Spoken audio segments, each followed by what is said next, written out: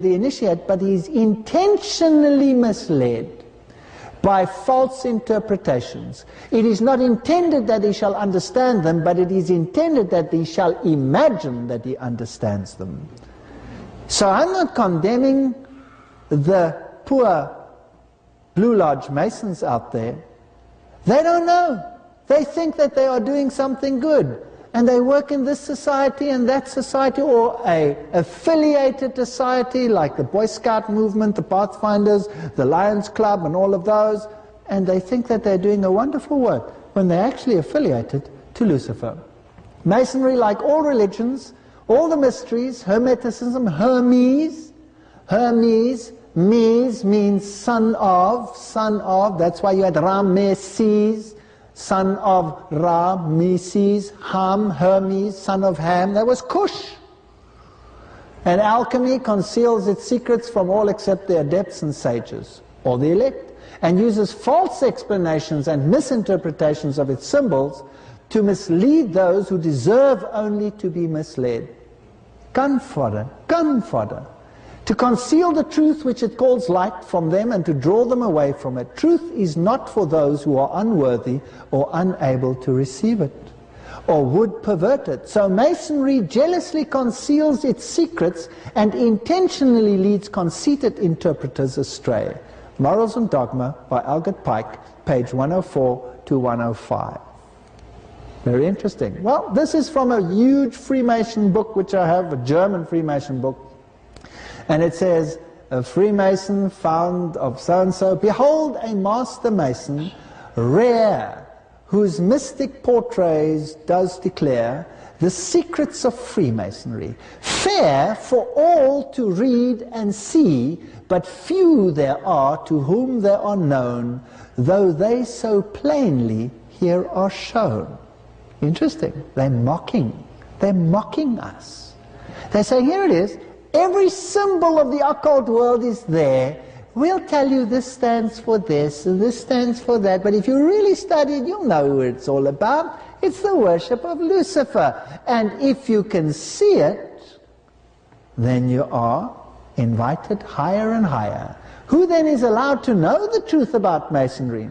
We must create a super rite. This is a letter dated 1870 from Pike to the head of the Order of the Illuminati, Giuseppe Mazzini. He says, we must create a super rite which will remain unknown, to which we will call those Masons of high degree, 30th and above, whom we shall select.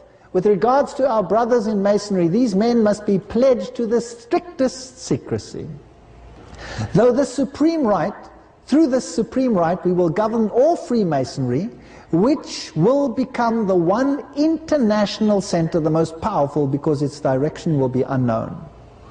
All right? The year of that was 1817. It is this which has served as the basis for the organization of secret Masonry, which is not known to and aims which are not even so much suspected by these. Cattle.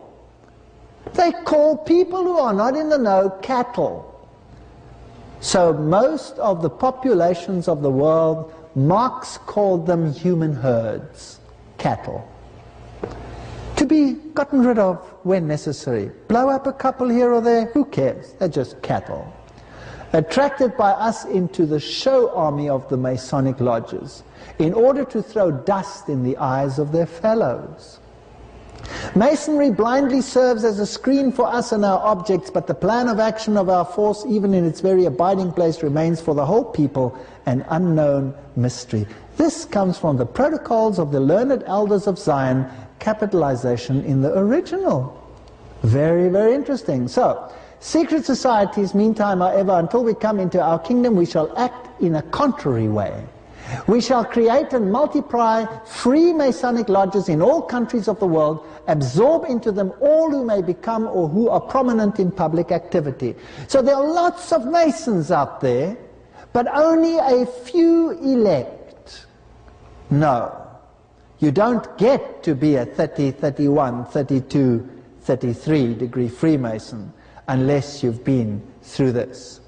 So when the President, Gerald Ford, said, I am a 33 degree Freemason by signing his picture 33 degree Freemason, then you know exactly what he's talking about, where he comes from, and what elect he belongs to. Prominent in public activity. For those lodges we shall find our principal intelligence officers and means of influence.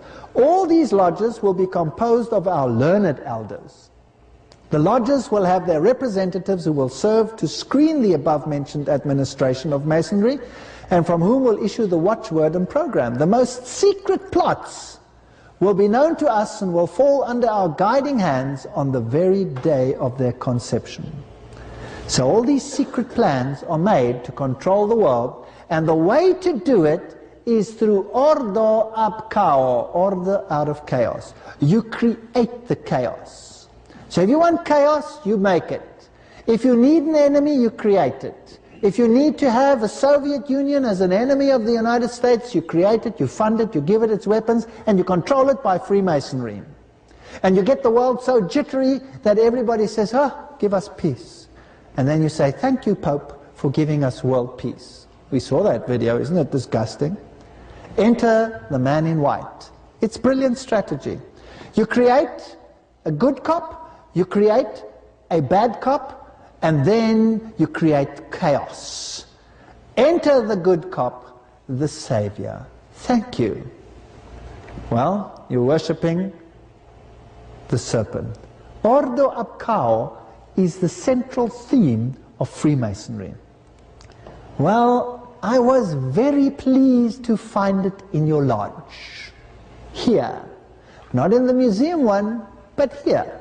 It says on this memorable document that this man over here received for whatever donations he made, it says ordo ab chaos.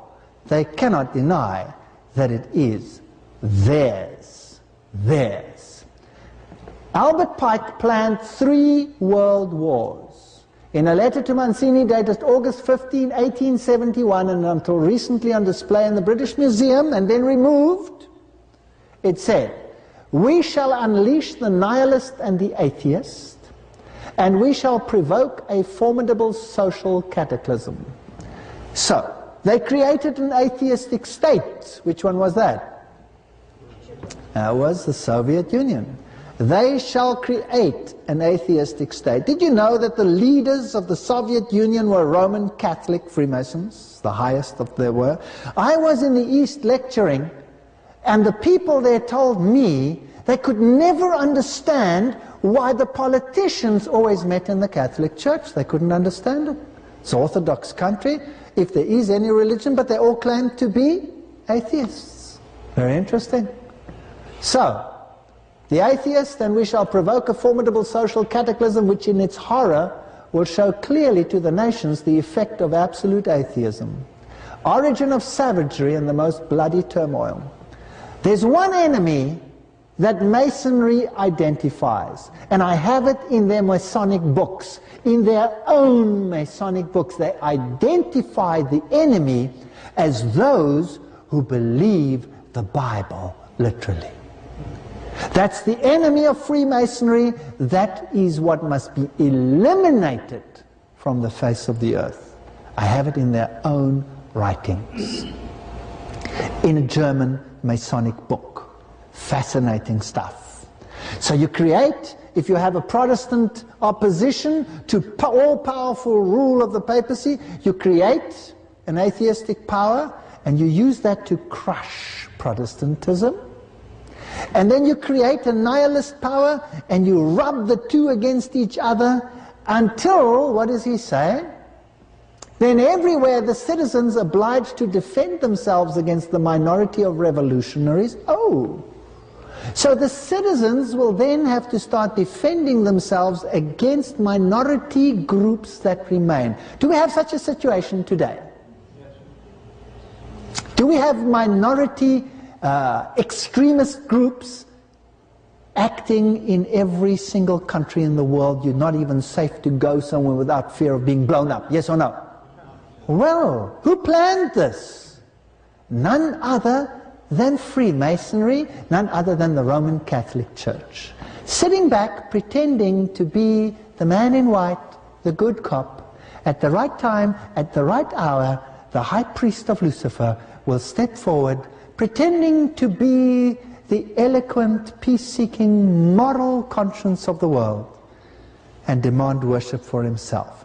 And everybody will give it because they're scared of getting this in the post that will kill them, or being blown up by this maniac organization. Everywhere the citizens oblige to defend themselves against the minority of revolutionaries will exterminate those destroyers of civilization. And the multitude delusioned with Christianity will receive the pure light through the universal manifestation of the pure doctrine of Lucifer.